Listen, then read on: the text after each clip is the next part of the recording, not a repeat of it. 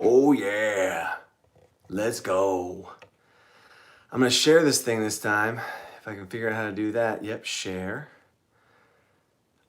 Twitter. Do I even tweet? Where's Facebook? What's up, guys? Can't see the chat yet, but I'm about to. Blasting it out here. I gotta type? How do I type? Live stream. Live stream. I can't type like this. Live stream time. I'm starting things off with a really awesome story. It's kind of crazy. It's for like a big moment for the channel. Oh gosh, I just want to post it. All right, cool. Hey, hey. I need to sit up higher than this. Oh, look at this. We're not like walking around this time. We're not like trying to go from different device to device, man. This is looking good. Now, how do I get on this? How do people do this where they just start and then they have everything here? Because I feel like I press this button and then there's other things that have to happen. Blows my mind. I'm still figuring it out. Let's see. Video. Live. My channel.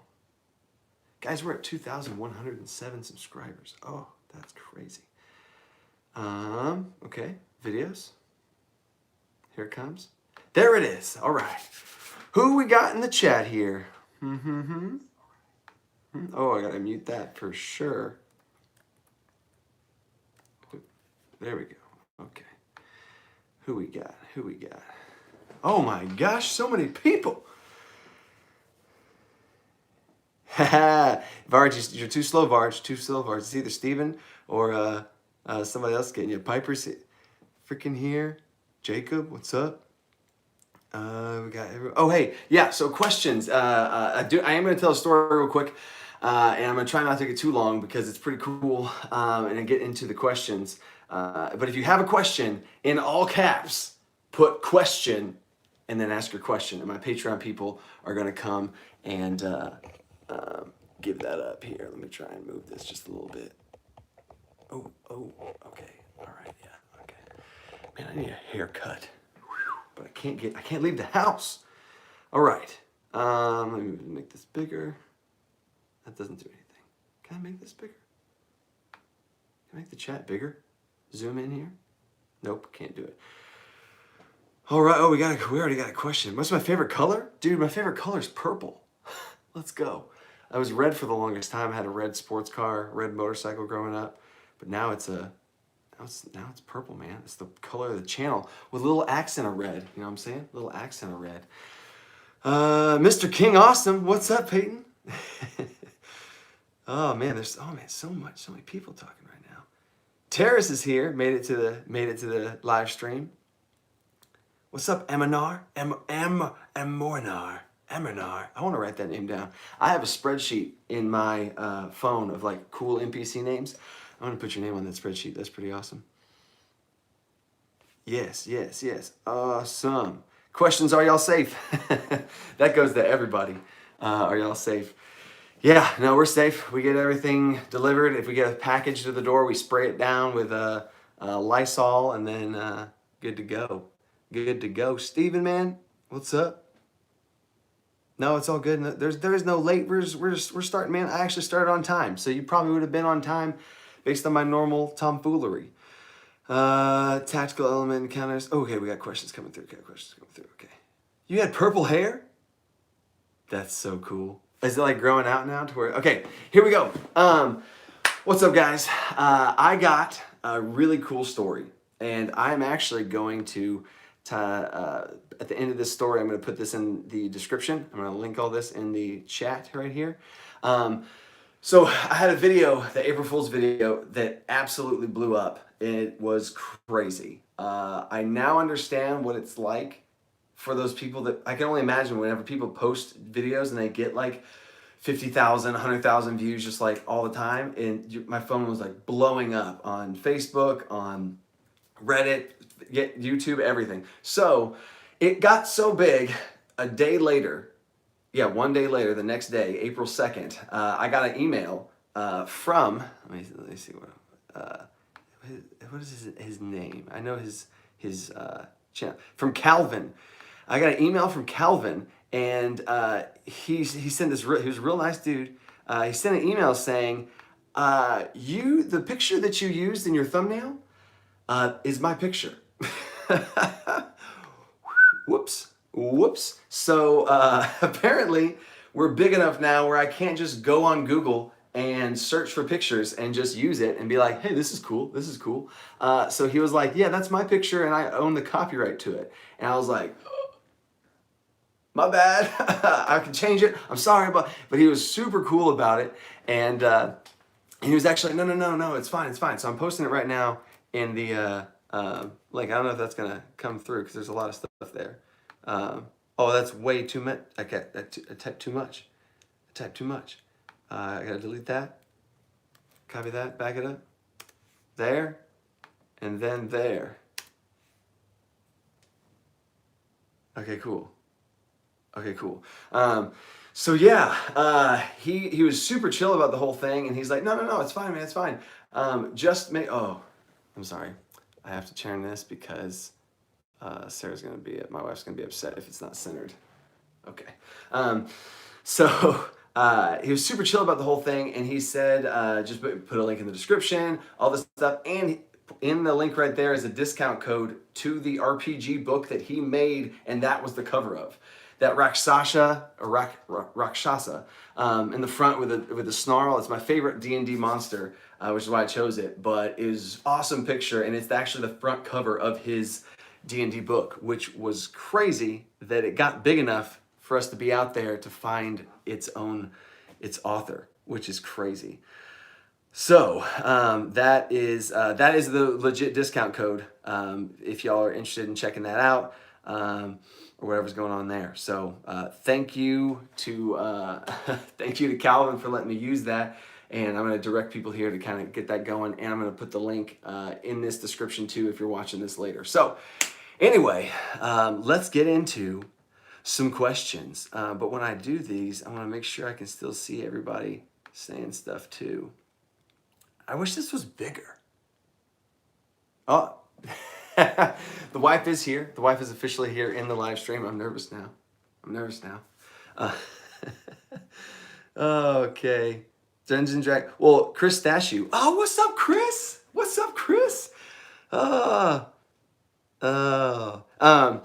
Dungeons & Dragons adaptations. That is actually the book. The book that I just referenced it's not an adaptation really. It's like Pathfinder and all these other games. It's just tabletop role-playing games. And I would heavily recommend it to anybody getting into the hobby because it doesn't have to be D&D. I'm a little biased with D&D, so I would recommend that. 5th edition is the best way to go. But yeah. Oh man. How to D&D is here. What's up, man? Reviewing Kelvin's book. Are you talking about the adventure thing? Or are you talking about, reviewing that module?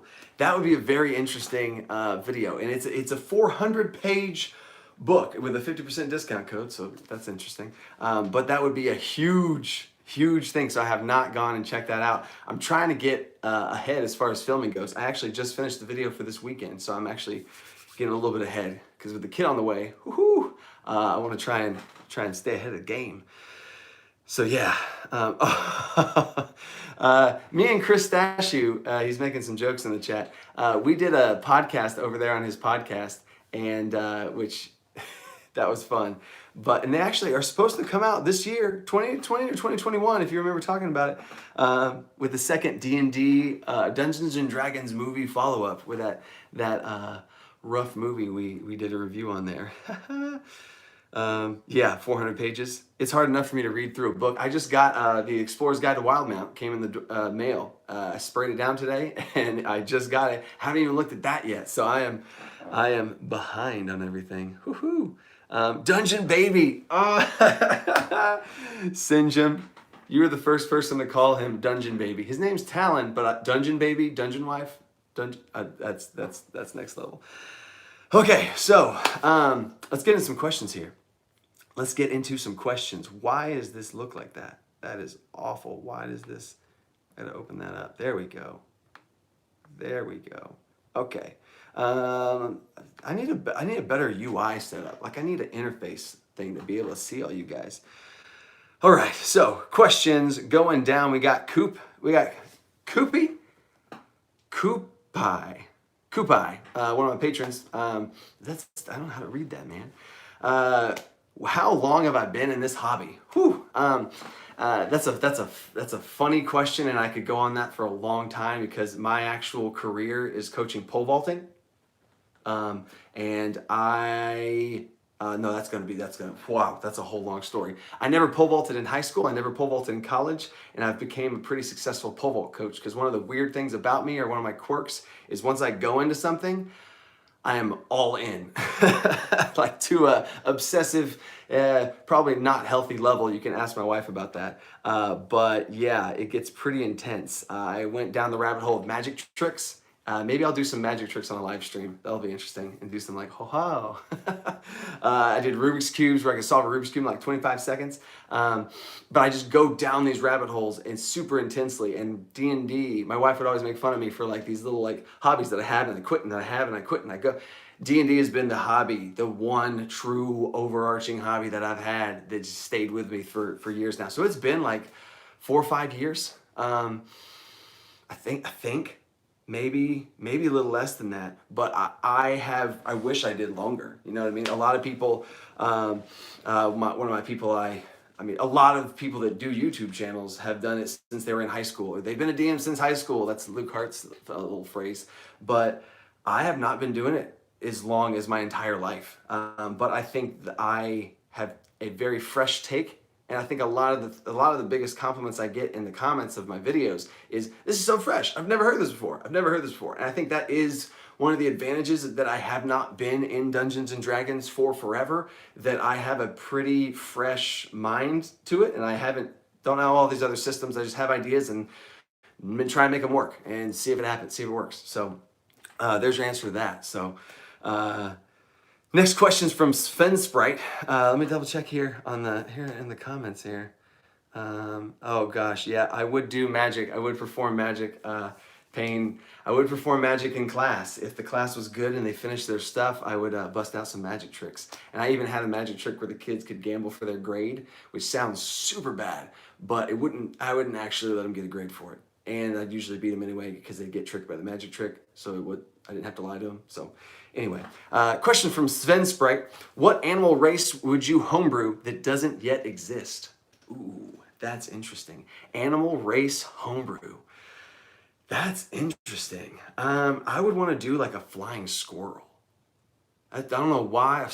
I don't know why they just popped in my head, but there's one. Or an armadillo. No, scrap that. An armadillo. A were-armadillo type race. My favorite animal is an armadillo. So I would totally do an armadillo humanoid creature. It'd have a burrow speed for sure, and you just... oh, that's awesome. I want to make that now. Shots fired. Who's shots fired? What? I want to see the D&D pole vaulting video on crossing a chasm. Oh, yes. I have given my players a magic item of a pole vault pole before. That was like an extendo bendy pole, which is it's a magic item in the game already, but I just made it be able to bend and stuff. Oh, man, that's funny. He does in class. Yep. Oh, man. Oh, okay, my comment about class. Gotcha. Okay, so next question. What kind of bear is the best? Kraken. my platinum dragon, top tier level patron wants to know what kind of bear is the best kind of bear.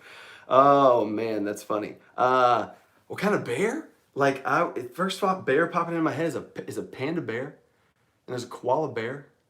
That's close. A dire bear is the D&D bear. What's the funniest type of bear? I want to lock in panda bear, because that's probably the most out-of-world D&D bear.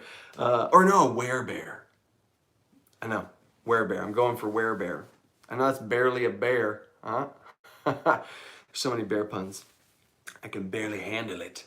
Question from Senjum. Do you make NPCs more important than originally planned if your player's response to the interaction with that NPC is good or bad? Interesting. I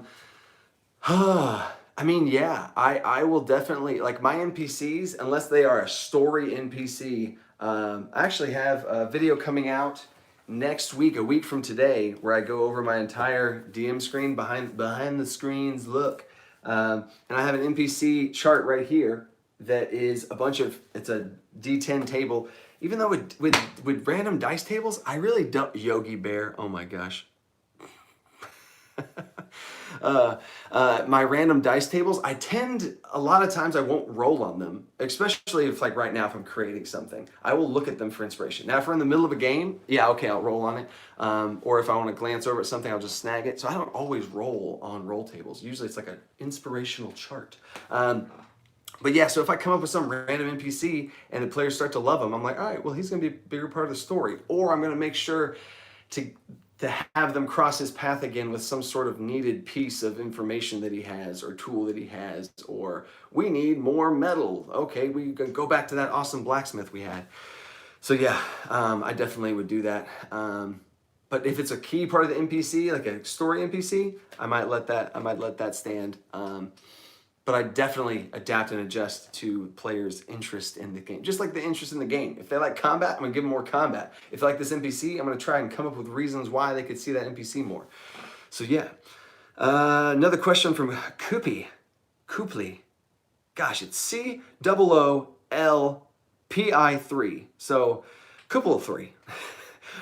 When making a campaign, arc, do you plan top down or more go the flow and with the benefits to either? So whenever I did a video on how to incorporate players' backstories into your story, like the DM story that you're telling, and letting the players heavily influence that. So a lot of I don't really necessarily do a top down. I started that the first big campaign I did. I was top down, and I was like, "This is my story," and then they're telling it, and I'd be like, "Oh my God, they're going this way! Oh my God, what?"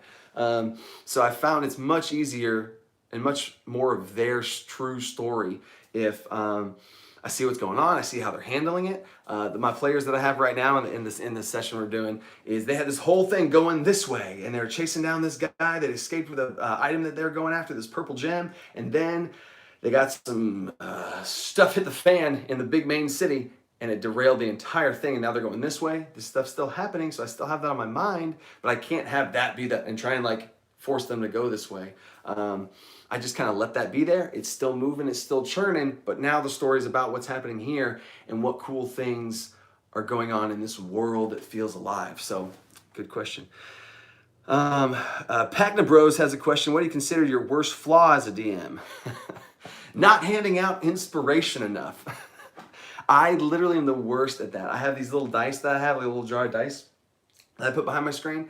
And I get so, like these big moments happen. I'm like, oh my gosh, that's so cool. And we go and we go and we go and we talk. And then I'm like, oh man, that was for sure inspiration. Should have given out inspiration. Should have given out inspiration. So I'm trying to come up with new systems for inspiration. That's why I haven't done a video on that yet. But that is pretty big there.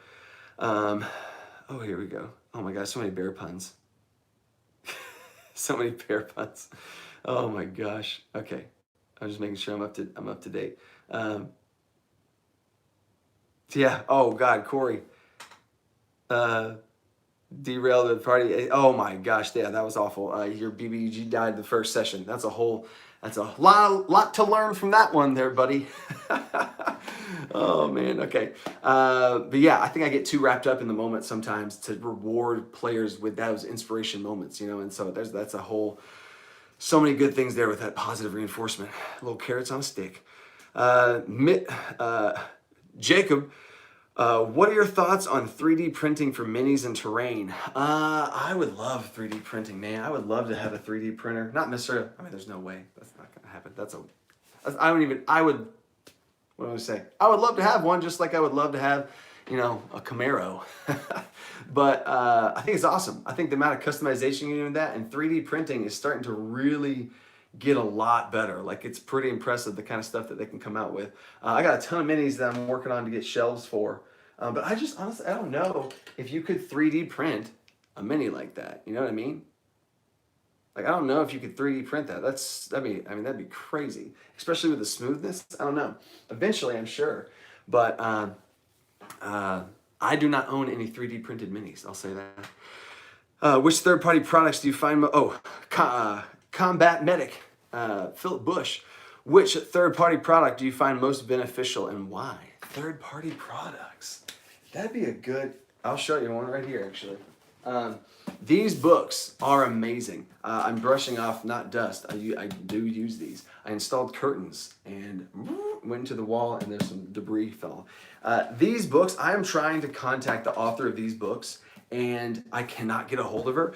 I don't want her to pay me. I'm going to do a video on this, but I want to see if I can get a giveaway for you guys. Table Fables, boom. Holy crap, these books are awesome. Table Fables, a collection of tables for the weary game master. It is amazing. And there's also Table Fables 2 for world building and Arcane Artifacts. They didn't go with Table Fables again, but it has literally 1,000 magic items in this. It's $15. I'm not sponsored in any way, but these books are amazing. Like in this Table Fables book, it has charts. It has random roll tables to get inspiration from for so many things. This is like $12, $10 online. Amazon. Crazy. You has character generator, names, backgrounds, appearance, items, item conditions, armor, pocket fillers, random crap you can put in your pockets, magic items, magic weapons, areas. It has random tables for weather, kingdom types, quest tables, dungeon settings. And then for miscellaneous, there's some really cool things where it has like nightmare generator, a party generator. Like if you walk into a town, there's a festival, it has a festival generator and it has like a holiday generator. There's so many cool things. Random color, maybe not the most useful on that one, but other things like walking through a town, what happens? There's a table for that. It's so cool. So that's what I would say. Table Fables by Madeline Hale is definitely, again, not sponsored, wish it was. But again, I'm not trying to get sponsored to make money. I'm trying to get sponsored to get copies to give you guys. Because I do have another sponsored video coming out on the Crimson Tome. It's a sponsor, he's not paying me, but he's just letting me give away free copies to you guys, is what I'm trying to get my sponsors to do, is give y'all free crap. So, yeah, and speaking of free stuff, I am doing a giveaway. I am doing a $200 giveaway, not of cash, of D&D stuff, but it's a collective. There's top 3 places. I'm doing a Patreon-only giveaway. I'll explain more about that probably at the end of the video, but all you gotta do is be a patron, and I'm gonna draw names, and you can get a free custom book. I'm gonna let you pick any book you want out of all the D&D books. You get custom, I'm trying to get it to be custom Dungeon Coach purple dice, but right now it's just purple dice. And t-shirt, let me see, is it right here? Is this the t-shirt? Yeah, it is. T-shirt, Dungeon Coach t-shirt. This is the only one in existence. My wife made it, but I'm gonna get whoever wins, I'm gonna get their size and put the logo, and I'm thinking about maybe doing the logo here, or maybe right in the center. It's shrinking it down. I don't know, on the arm, on the back, I don't know. Anyway, so yeah, but I'm trying to do giveaway stuff like that to give you guys more stuff, because this is freaking crazy, and I want to share this cool road we're down. Okay, so did I get a new boom mic? Yes, I did. Did you see it?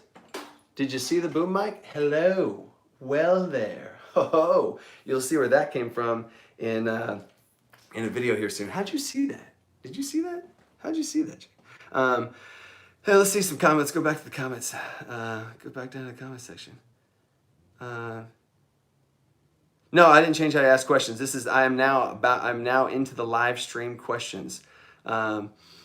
Yeah, how did D&D forgets inspiration too? Yep, I feel better that I'm not alone in that inspiration forgetfulness. I love free stuff too, Poseidon. Heck yeah. Love that shirt. The shirt I'm wearing, or that shirt? The shirt I'm wearing is pretty cool too. It's the dice thing, you know, with the little dice sword. I got 2 of these shirts. But one's like hollow. I don't know. Anyway, I'm trying to plug my own shirts, not this shirt. No, I did not get that from that. I have 100% only my stuff now, Corey. All of this stuff is now legit, like the mic, the lights. I am actually becoming legit.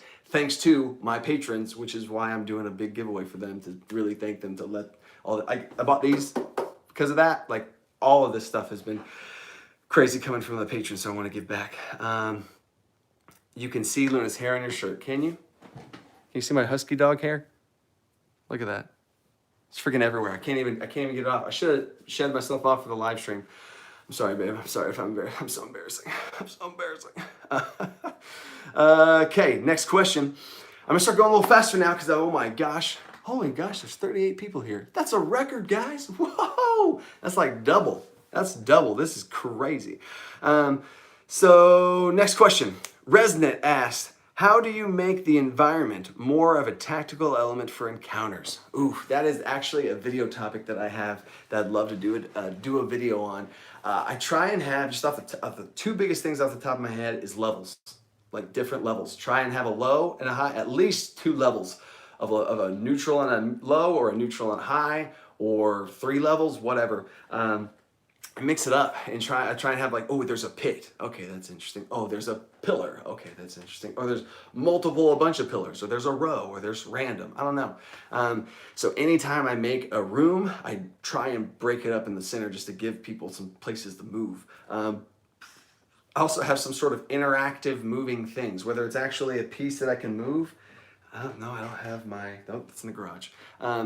Things that actually can, like, fall and move, like interact with, to where, like, 2 pillars are here, but then during the fight they fall, and then they land, and now it changes mid combat. Because a lot of times, whenever players see the environment, they're like, okay, cool. And then when I first moved the environment, they're like, oh, wait, what? So yeah, whether it's me drawing it or physically moving the manipulatives that I have to drop down. And then the second thing is some sort of, kind of what I just said, some sort of effect, some sort of zone-wide effect, or some sort of, rushing water that's in a spot. Or I've had times where there's, like, they're in the abyss, my players are in the abyss, and they're getting closer towards a portal in the abyss, and things around portals to the abyss get a little crazy, and animals get a little crazy, and plants start to die. So I had this thing in the water. The pond was a mimic, and that actually came from one of my D&D students came up with this crazy idea to have a pond mimic. So the pond, this, like, water, this body of water that was just in the fighting area, was an actual mimic, and it started to, like pull people in to the actual swamp and start to eat them, and that was a whole nother thing. So you never know what you're getting with the environment at my table. So yeah, I think that's huge resonant. Mr. King Awesome said, did you get the baby? There is a baby, but he's still trapped inside the dungeon wife. He's still trapped in there. He is freaking kicking and trying to get out of there, man. He is moving. We want a husky video. I might have Luna. Y'all want to see the husky? Y'all want to see the husky? I'll get the husky. Oh my gosh. All right. That's it. We're getting the husky. Here we go. Here comes the husky. If she knocks over all this crap, Luna, come here. It's your time. Hi. Oh, you're crazy. Oh, you're crazy. Oh, you're so crazy. I know. What's this, Dad? Dad, you never let me in this room. Dad, you never let me in this room. Oh my goodness. Oh my goodness. She's like, what is going on? I know. You excited to be in this room? Are you the dungeon puppy? Are you the dungeon puppy? You're the dungeon pup? Her name's Luna. She's like, please let me down. Please let me down. Please. There's so many bright lights. So many bright lights. This is why I have hair everywhere. That's why I have hair everywhere. Okay, here we go. There's stuff everywhere. Oh God. No, don't jump on the minis. Oh, don't jump on the minis. Go. Oh man. That's Luna. Oh man. That's why I have hair all over the place, huh? That's the Oh man. Yep. Husky. Doge. The dungeon doge. John says dungeon doggo. The dungeon pup. These are great names, guys. These are great names, guys. CR5, 28 charisma. She does have a lot of charisma. She has the most personality out of any dog ever. Like when you tell her to do something, she'll like hear you and keep doing it, but then as soon as you say her name the second time, she's like, okay, just making sure if you're serious or not. Just checking. Just checking. Oh man. All right. How to D&D has a question. Are you using OBS Studios or Streamlabs or OBS on the live stream? Ha! That's what we need to talk about, man, whenever we freaking can get a hold of each other. You New Zealander, you. How to D&D is another fellow D&D YouTuber. It's just still weird to call myself a D&D YouTuber, but we're there, guys. We're there. So he, I would love to talk to you about that. But I'm currently filming this on my phone. This is my phone. Like I'm looking at my phone right now. So no, I don't have any OBS live. I mean, I just don't have the resources to have a computer that can stream. I just don't have a computer that can stream. So until I get a computer that can stream, then I'm just stuck with this phone. So it's not going to be the most professional quality. But yeah, I would love the overlay stream, and then you can have the notifications pop up with the little thing. You like say your question first and all that kind of stuff. I would love that. But no, that's on the list. That's on the list of things to get. So, next question's from Terrace. If you could turn one historical event in all of recorded history or mythology into a campaign setting, what would you adapt? Whoa, Terrace, always with the freaking good questions, man. You know what? The first thing that's popping in my head. Is Atlantis. I think that would be sweet to do an underwater campaign. Like an underwater campaign. You know what I'm saying? Like, I think you know Zelda, Ocarina of Time? Zelda, okay? You know, you put the masks on. Is that Zelda? No. That was Majora's Mask. Whoop, scratch that. Majora's Mask. When you put all the different masks on, you have the Zora mask. You put the Zora mask on and you go into the Zora and you're like, whoosh, and you can like swim and stuff. That's like flying. And I've always loved flying in like video games and stuff. So water fast swimming is pretty much flying. So I think an Atlantis campaign where you can like swim. So everyone technically has a fly speed. It would be real slow, you know. But that'd be interesting. That'd be interesting to have but the whole world wouldn't necessarily be underwater. It would be like we're going to the surface, but maybe there's a mechanic where the surface is like toxic and the whole surface is just screwed. And if you go there, you're like taking damage over time, Constitution saving throws. I don't know. That just Terrace's inspiration that just came to me. I've never thought about that before. That was awesome. How to D&D asked another question. Have you considered the Kelvin's book? Yeah, that's the 400 pager. Woohoo! That would be quite a task to tackle. Anthony Lore. Hold up, let me go back check here. Random Morgan, Elemental Plane of Water Adventure. Yeah, pretty much. This week's video is the elemental plane, or all the planes, not just the elemental, not just the inner planes, not just the elemental planes, not just the plane of water, all of them. It'll be crazy. Dragon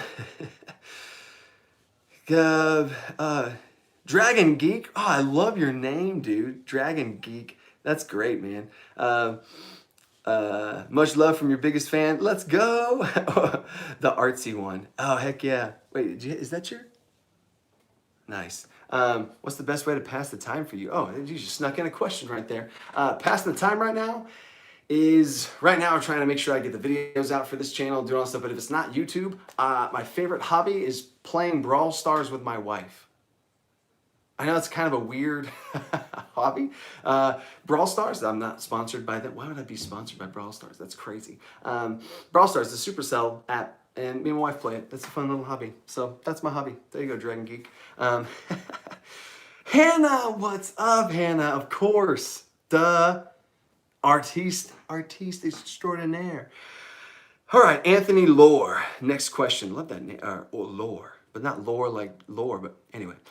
Player uses command spell on a winter wolf. Intelligence score is 7, and the word is hibernate. I got hit by this and thought it was a cool use of the spell. Thoughts on if this should work? Interesting. So if that happened and the wolf was smart enough, assuming that everything happened and they were told to hibernate, then I would rule as the wolf that they would start like, okay, I need to gather things. I need to gather things to be able to store for the food for the winter. And that's kind of where I would start to go with. Now, I think command is super broken. Like, it's so strong. It's stupid strong. It's actually might go on one of the lists. In fact, Varge, can you send me a DM about this, the command spell? Because I want to put that on a list of my most overpowered spells, or not hated spells, because I mean, it's cool. I love command. Almost every campaign I've ran has had a player with command, so I'm familiar with navigating the tricks of command. But command can be super broken, especially with how low of a level spell it is. So I've given command homebrewed buffs at different spell levels cast. So at first, if you cast command, like straight up command, it's actually going to be like multiple saves. It's not just going to be like, all right, well, that wolf's going to go hibernate now. Okay. And it's gone, you know. But if you upcast it, then maybe it could do that. It's like super like, I need to hibernate. Oh, and you know, they're like super like obsessive about it. So, but yeah, I would totally let that work. That's super creative. And the rule of cool, man, awesome. Especially if that's not like if that wasn't like a big moment that I'm trying to have this big and they just broke part of the story, then I'd be like, man, that's awesome. Yeah, this wolf's like trying to hibernate now. And I just like, boom, and I just ham it up because I would just let that player like, that's a cool moment that they just created. So just let them live it up. Love it. How's film? Oh, Corey asked, how's filming and editing been since quarantine? It's actually been pretty amazing. Being able to film this film room now has been amazing. It doesn't share the room with my wife anymore because before it shared a wall. So I'm like, welcome to the Dungeon Coach. I'm the dungeon, lower the DC in your gate. So when I'm like talking all loud and energy, we were sharing a wall. So this is now downstairs away from so it's way better now, which was able to happen once all this quarantine happened, to be able to set everything up. So that's been huge for the channel. Man, yeah. So that's, oh wait, multi-class done DC, it's a, John Harm, who's John Harm 88? What's up? What's up? Oh, we got a Coach Beer. This is the Dungeon Coach. Who's Coach B? My last name's Bjorkren, which is way too hard to say. So there's that. So anyway, but filming has been awesome, and I'll go ahead and throw this out there now too.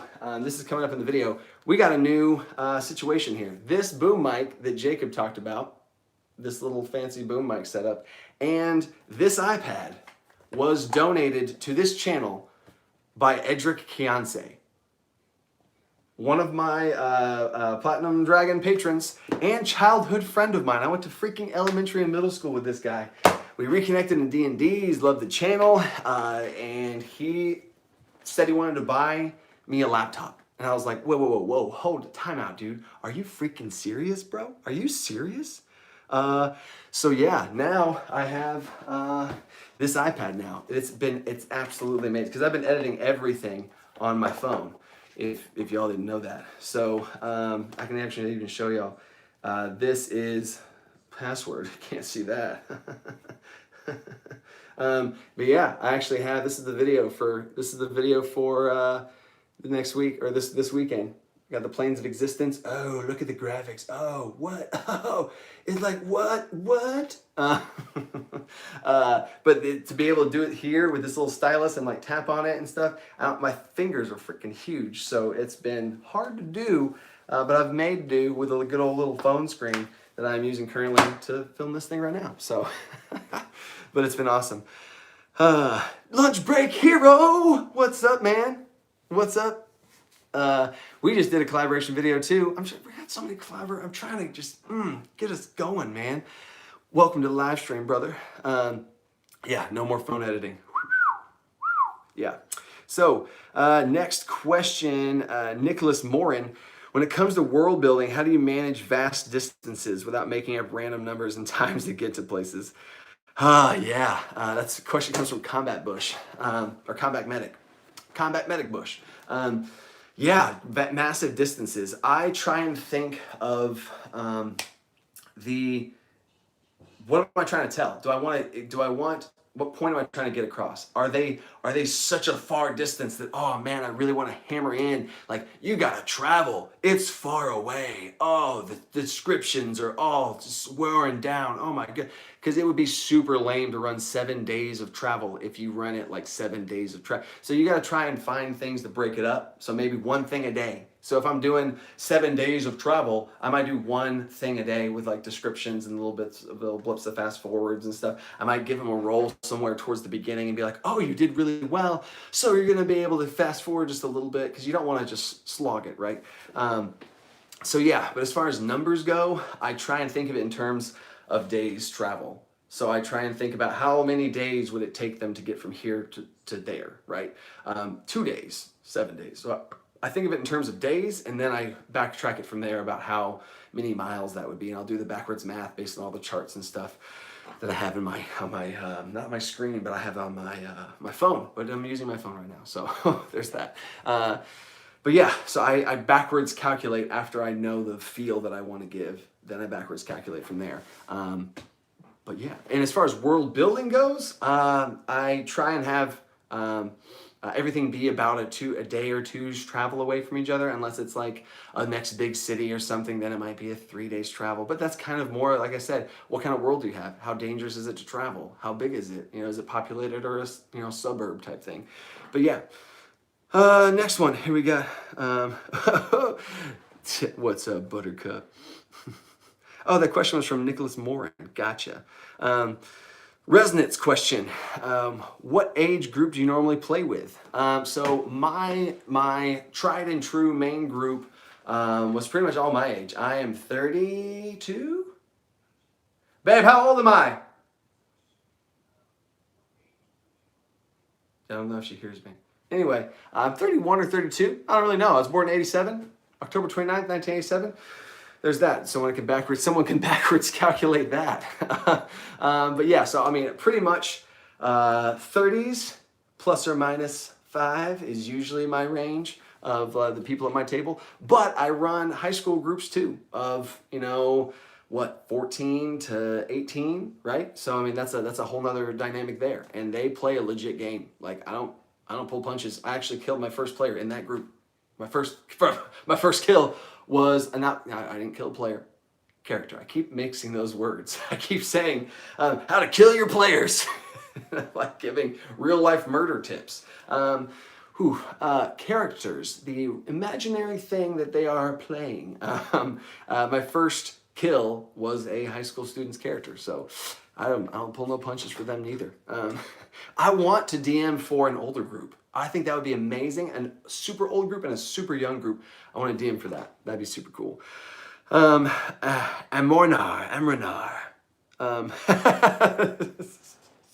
Steven says, please don't kill your students.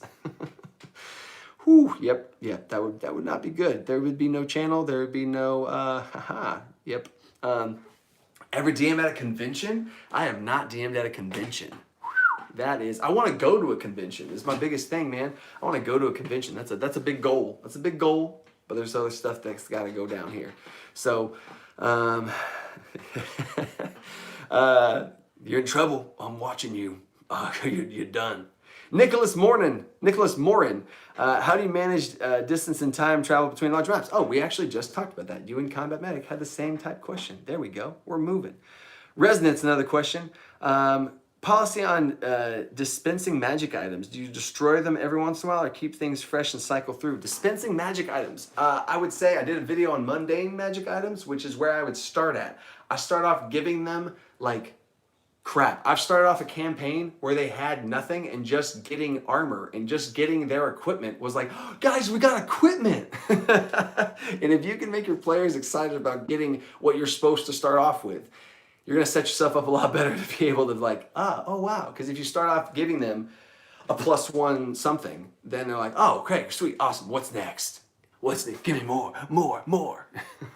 So I would say start low. And I also look at, I haven't done a video on this yet, low magic items, but I start off looking at skill proficiencies. What skill proficiencies don't people have? I think that's bad English.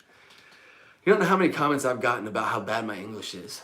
About like, people like, I can't even listen to him. He can't speak right. So I can't spell or grammar good. So, yep. Coach, we're from the same year. You turned 33 this year. Thank you, Terrace, for explaining how old I am. Because that's a legit. I always every once in a while have to backwards calculate that. So thank you for that. But yeah, so dispensing magic items. Start low, gain it up there. I look at skill proficiencies, tool proficiencies, things that don't have what would be cool, and I try and give it items that grant proficiency in a skill.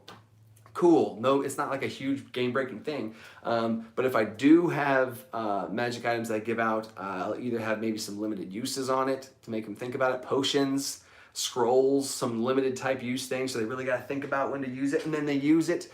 I've also given out magic items that had certain refill components, like you had to either get a component to find to be able to refill it. It refilled upon getting a killing blow. Creative uses for refilling the magic item. So it's not just, oh, short rest, long rest, okay.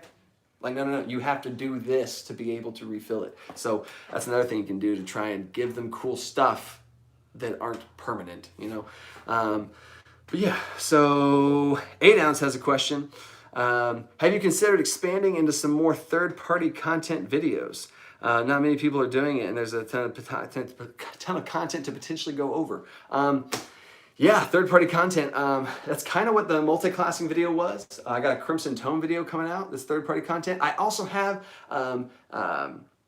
Scatterbug, the Patreon. I did a Patreon giveaway about a month ago, and one of the prizes was picking the next video. Like, he straight up just picked the video topic himself, and the topic was top 5 apps. So I'm going to be going over 5 third-party apps. The 5 third-party apps that you can use for your game to try and make it better. So those are apps though, but like content, yeah, I love third-party content, and especially if it's on a DM's Guild or something like that, I would love to do videos on that because I think that's pretty cool stuff too. So yeah, if you got some cool stuff, Combat Medic, send me some links. Corey asks, what's your, wait, hold on, I want to go back over here to the comments. I'm old enough to do things, not old enough for free things. Wait, what? Honestly, I don't know how old I am without thinking about it. Okay, cool. Yeah. Yeah, I got to think about it too. After you get like 25, like what's the point? What's the point of keeping track? I'm just an age, man. It's all good. I think 30, you get like insurance, no, 25 insurance benefits? I don't know. Anyway, Corey says, what's your favorite multi-class in 5e? I've always said a really cool multi-class would be Barbarian Sorcerer. I think that would be cool. I think Barbarian Druid's also pretty cool and pretty broken. So there's that. I also think one of my patrons, Jacob, I'm going to use you right now. I was talking to my dad, and then I was talking to Jacob, and a pretty cool multi-class is a cleric bard. Imagine like a religious singing, like, you know, like you go to church and sing gospel music. Imagine a bard singing gospel music, cleric bard, right? Freaking, that'd be so cool. And if my dad played D&D, he doesn't play D&D, but if he did, he'd be a cleric bard multi-class. I think that'd be pretty sweet. Brady Bear, wait a second, Brady Bear, that's an awesome name. Brady Bear says, what's your longest D&D game you've ever had? 6.5 hours. Maybe we hit 7, but it was over a longer weekend. It was a Saturday game. Everybody could come over early. We set it up. We knocked it out. Like, yeah. So I would say 7, rounded up to 7 hours. If you count all the entry and exits, it's for sure 7 hours. That's the longest session. But yeah, I would go longer. But you know, then like life kicks in, and you got to make sure you take care of stuff. And that's, you know, on average we'd play for about 4 hours, maybe 4.5 hours. But yeah, that was our little marathon version. Question from Piper. How do you stay positive in quarantine? I know, right? I would say the number one thing, and this is like a freaking real life thing here. So I'm being for real. Get a routine. Try and find a routine or establish a routine of stuff to do. I'm going to do this still. I'm not going to just treat every day like it's a Saturday, because then you start going crazy. And you just like go to sleep at 1 and you wake up at like 9 or no, you wake up at like noon, and then all day start to feel weird, and then you don't do the, you know, what am I supposed to do? So I still wake up. I wake up at 6 o'clock every day, 5:50, 6 o'clock every day. I come down here, I do some YouTube stuff. I go outside, or not go outside. I don't go outside. Outside? Who goes outside? Anyway, I go to the living room. I work on school. I have meetings and stuff. 9:30 hits. I wake up my wife. I get her breakfast. I give her breakfast. I come downstairs. We both work, finish up. So, I mean, there's a routine, right? And then once that's all done, try and throw in some workouts there so you don't feel like lazy. You know, you just don't want to feel lazy. I think that's one of the biggest things that gets people going crazy is lazy. Lazy crazy. Lazy makes you crazy. Patent that. But yeah, so get a routine going. That's my biggest tip. That's a life tip right there. Way to go deep with it. I love it. Terrace. If you created said Atlantis adaptation campaign, would you make them villains, the defenders, or manipulatable planes for either side to over? Oh. Man, Terrace is taking that Atlantis question and taking it to the next level as Terrace, and you are a world building machine. I think it might be interesting to be like something's wrong with the elemental plane of water, and it's like overflowing, and then now this over water like imagine if you're in a normal D&D setting and like something's bad with the elemental plane of water and it's like leaking, for lack of a better word, and it's spreading into the material plane and now everything's flooding, right? That's the problem. So you can go and fight that, and maybe the elemental plane of air is like combating against the water because they're fighting for territory of air and water. I don't know, you know what I'm saying? So that'd be interesting as far as planes go. Villains, I wouldn't necessarily make the players villains. I think that players being villains, that's a whole nother topic. But yeah, I think definitely incorporating the planes would be interesting.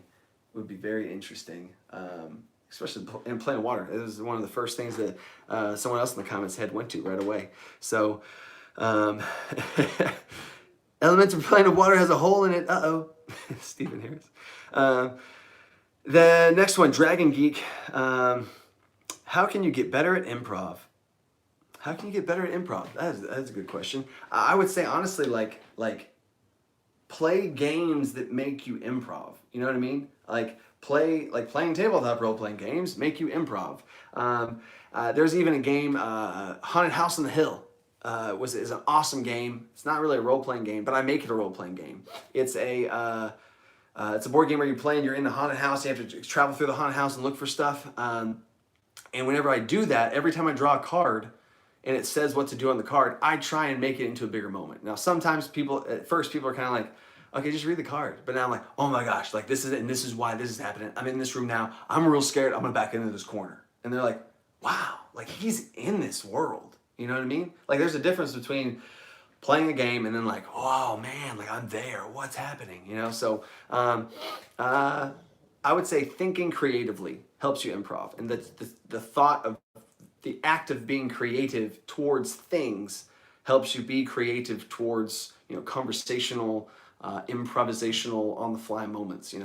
So another quick tip there is, as a DM, as I kept DMing in different sessions, whether it was a one shot or my high school group, I try and improv more and more, so that how much I prepare, not to a point where you don't prepare enough, because then you're a lazy DM and that's not good. It's a whole nother thing. But I backed off my preparation because I think I was preparing too much. At the beginning when I was first DMing, I was preparing way too much, for sure. So I backed off the preparation to where I prepared enough, and I want to see how much I can prepare to feel good and do that to test my improvisation skills as a DM. So yeah, practice. Scattered Book says, practice it. Yeah, I mean, find ways to practice it and to do it. I totally agree. Tara says, I meant the city as the villains and such. Ooh, the city, like the city of Atlantis are the villains. Interesting. See, Terrace takes, we had a comment when this whole pandemic thing busted out with all this COVID-19 stuff. We were talking about like how that would look as a villain of a campaign. What if the villain of your campaign wasn't a physical thing? What if it was this? You know what I'm saying? Like all the stuff that's going on, and you had to beat that. All these people in the world right now, they're trying to figure out how to beat this thing. That would be a crazy campaign. Like we have to figure out things to do. Who do we talk to? Who knows stuff? What kind of cure or remedy or reversal can we do? I think that was crazy. That was awesome. I'm gonna throw that old conversation we had out there too. Brandon Bear says, yep, that's me. Freaking Brady Bear. Brady Bear, is this Brett? Is this Brett like Brady Bear? Brett Grant Brett? I have somebody I call Brady Bear. Is that you, Brady Bear? Anyway, John Arm 88 question. Can you use a character that you've had in one campaign and put them in another? Okay, my quick answer to that is no. I would never. Now, I don't want to say never. Yeah, no, I'm gonna say that I wouldn't. I feel like the challenge and process of building a character is so cool that I would just challenge my players to do it again, you know, and take inspiration, but change it up. Because I think a lot of times, like if you make a character that's super awesome and you love these certain things about him, okay, cool. But what if that character had a different past? What if it had a darker past where he had some sort of loss or anguish? Or what if they already have that, because most of the indie characters do, everybody knows that. What if they didn't have that? What if they didn't have that chip on their shoulder? How would they be different? So I would say, sure, take that character as inspiration to like make a new one from however much percent of this remake it is. But to try and change it up, just to shake it up a little bit, to challenge yourself as a role player, as an to tie it back in with Hannah's question, as an improvisational person, put yourself in those places where you aren't like super comfortable. Like, okay, I know this character. I'm this character now. And I also say, for me, that just feels bad if I'm a character and I was in a world and I did all these things and I liked it so much. Okay, copy paste. You know what I mean? Like, I would just say, challenge yourself's creativity and explore the character. And technically, from a meta perspective, you are exploring that character, especially if it's like a 90% reboot. You know what I mean? But there's my 2 cents on that. Oh God.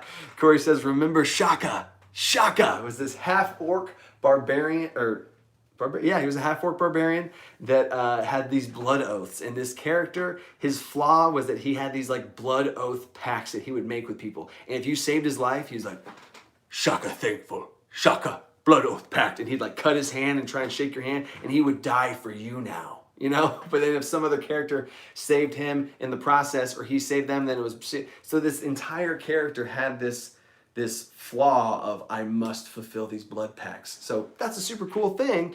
And if you want to build that and remake that again, do it again, but have a different condition of the blood pact. Instead of saving you, maybe it's giving you something. And if you ever give this player something, like, here you go, I am indebted to you now. You know, just change it up. So, love it. Resnet question. Resnet question number 3. I noticed that I noticed you have a 4E monster manual. What kind of things do you steal from 4E to make 5E better? And how do you keep track of all the conditions during combat? Okay, so what's funny is next week's video, conditions in combat. Oh, do I have? Where's all? Oh no, I do have stuff. I have these little mini. Actually, no, I'm gonna get it. What I use to keep track of conditions. Here it is. Where is it at? No. Where the heck is it? No. No. I don't got it. I really don't got it. Really thought I did. Now it's all disorganized. Dang it. Well, I have these little hair tie things. These little small, it's like they're like this big, right? The super tiny ones, multicolored. I use that for status conditions because I can't afford the $15, $20 fancy plastic ones with all the sayings on it. So that's what I do for status conditions. I just drape it on the miniature, put it on the sword, put it on the back, put it on the head, like a little necklace, like a little hula necklace. But yeah, so, okay, so that's it, status conditions. 4E monster manual, right here. Let me break it off with the backdrop here. 4th edition monster manual. It looks freaking cool. I think it's a Balrog. I think I gotta make sure I know it's a devil. I think it's a Balrog. Anyway, boom. That is pretty sweet. 4th edition has some pretty cool stuff in it.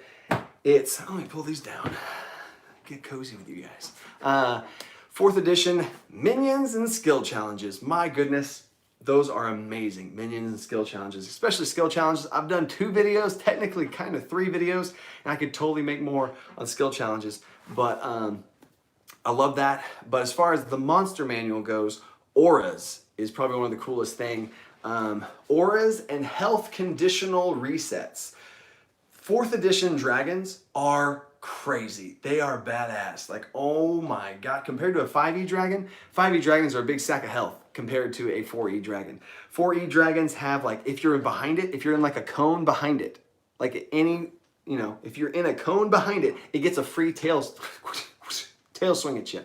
And from my World of Warcraft days, that speaks to me because all dragons have tail whip attacks. So, if you walk, so that means you gotta be careful. You can't walk directly behind it. Okay, cool. So I gotta watch out where I'm going. I gotta watch out where I'm going. And that made me inspired to have, if you're on the sides of it, if you're on its flanks, you're gonna have to deal with the wings, and then that's gonna be a thing. And now if you're in front of it, you gotta deal with the breath. So where are you gonna attack the dragon? I don't know. So I added in the wing thing. That's just me throwing in, you know, a little homebrew pinch there. But yeah, I think that is cool. Aura effects, passive things that happen within certain ranges, like within 5 feet, within 10 feet, within these certain ranges, stuff happens, whether it's automatic damage, saving throws, stat reductions, other stuff within the aura. That's cool. And then also another shout out to the dragon, 4E dragons, is their breath attack resets when they reach half health, or 25% health, bloodied or well-bloodied, one of the two. Their breath weapon just resets. And I've ran a dragon before where they were at, like, you know, 40% health or so. Breath weapon came back. They just breath weaponed everything, and okay, we're okay. And then boom, that next round of combat, now he's hurt. Now it's not looking good, and now breath weapon resets, and now he gets to do it back-to-back turns, which is real bad. So he was able to lead with a breath weapon, it reset, and then his health automatically reset. And that's a much more deadly dragon. Because I've also ran dragons that's breath weapon never reset. Back before I ran with that rule. So anyway, there's that. So yeah, that is all the questions, guys. What's up? Let's go. That was a quick and efficient little session there. That's awesome. I think we hit like 38 people. That's crazy. That's crazy, guys. Oh yeah, I know, 3.5e. I've heard some great stuff about that too. I'm just not as familiar with it. Scatterbug says skill checks have been amazing. Dude, I gotta make sure I don't use them too much. I literally have been like, oh yeah, skill challenge. Okay, cool. And then after that, you know, it'd be perfect. A skill challenge. Too much. Stephen Austin asked the question, do you want more mundane items? Oh my God, Stephen Austin is the pro. If you guys want some mundane items, there's literally in my top 20 mundane items list, there's probably another 20 items of like mundane magic items, like the super low end magic items, but they're still awesome. He made literally 20. If I had to have an accurate number, you probably have 16 in there. And they're all amazing. They're all super awesome. And he, in the comments, he just put them down in the comments, and he has another entire resource. Like literally, I could make a whole video just talking about those items. So that's pretty awesome, man. Yep. Awesome. So here's one thing I want to give you guys a little sneak peek of Belt of Water for Atlantis campaign. Ooh, that's Belt of Water. I don't even know what you're gonna do with that, man. So here's some little updates with the channel. The Patreon giveaway is coming out. It starts this week, and really all you gotta do is I guess it doesn't matter when it starts. Doesn't really matter when it starts. It ends. My next live stream also is April. January, February, March, April. I don't know the months. I can't know the month. I have to say them every time. Anyway, April 29th is my next live stream. So I'm going to not be there for 2 weeks. Next Wednesday, end of the month, April 29th live stream, I'm going to be announcing the winners of this giveaway. I'm going to be giving away a custom D&D book, custom dice, and that t-shirt for first place, a book and dice for second place, and a book for third place. So even third place gets a book, like gets a, you know what I mean? Like gets a book. You could choose to order this book. I don't know. Any book that I can get you on Amazon within $50, you're gonna be able to get that. And the only thing is that all this out of the country stuff. That's one thing the only caveat there is if you win and you're out of the country, I'm gonna get with you and figure out something about how we can make that work. Because apparently I've looked into it, it's like $150 to ship something to Australia or something. So we'll figure something out though. I want to get you stuff. So I'm going to try and figure out the best way to do it. So anyway, that's the goal there. Also guys, this weekend's video is a RPG carnival. I got another email. I should have said this at the beginning. I got another email from a guy, Gonzo, from the RPG Carnival. It's a thing that they do every month, is this RPG Carnival, and they try and bring in other content creators to make stuff for, and I was asked to do that.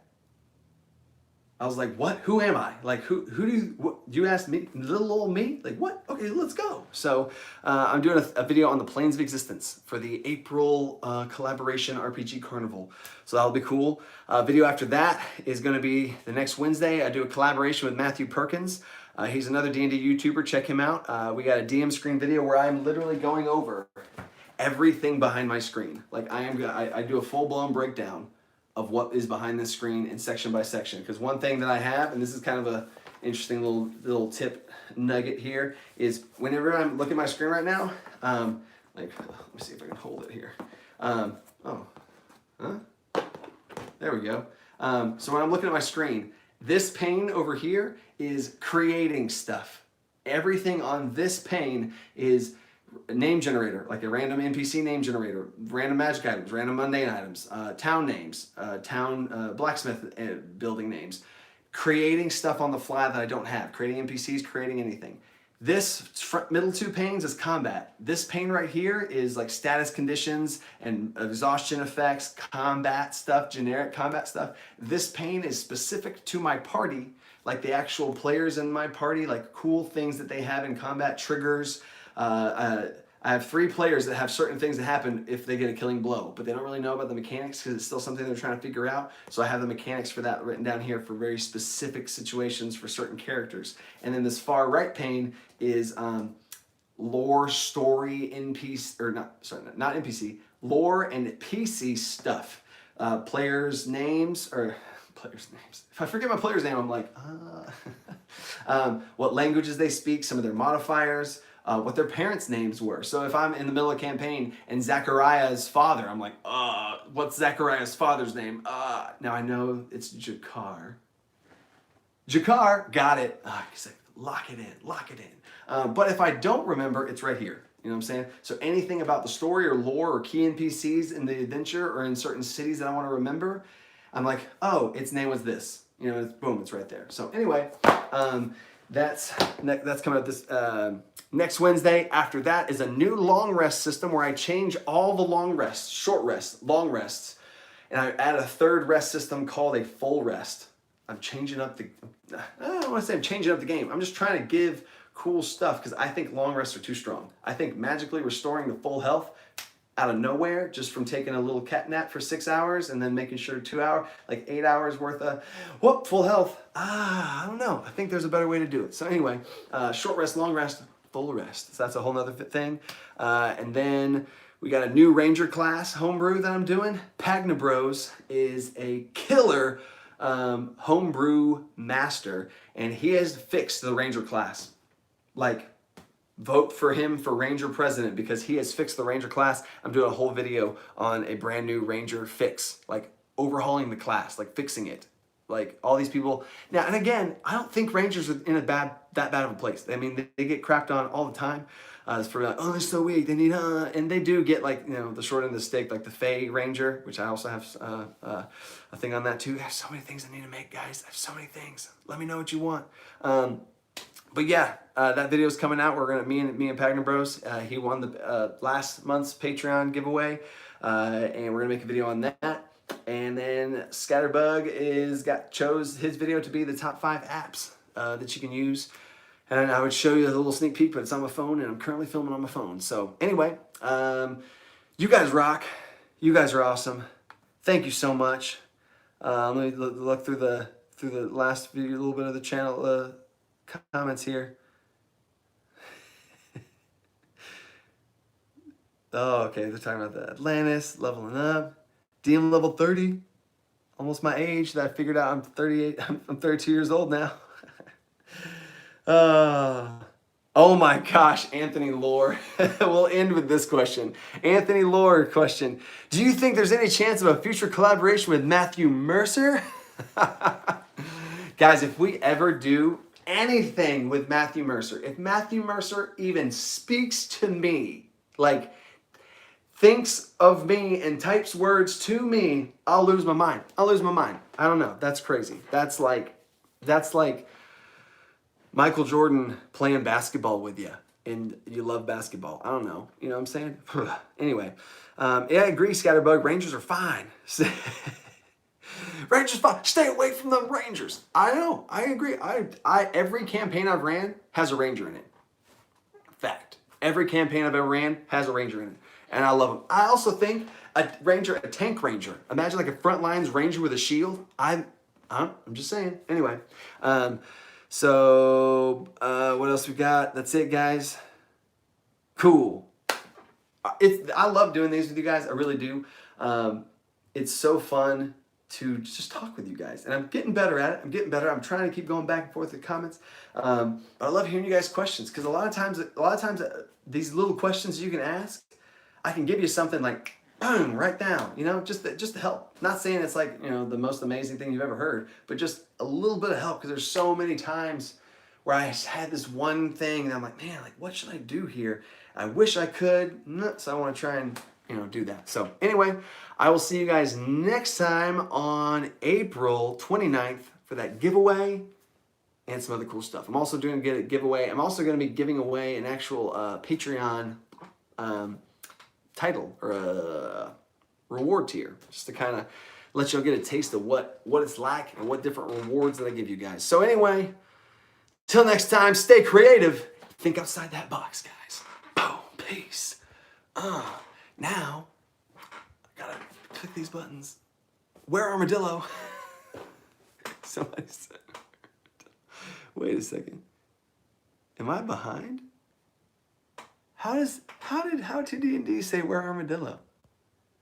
I'm making that right now, man. I'm gonna make me a where Armadillo right now. Oh, see, I thought I was the end screen, but now maybe I should just keep going, you know, because I don't know how to. Oh, there's an X, but it's hidden by my mini up there. Aha! Peace.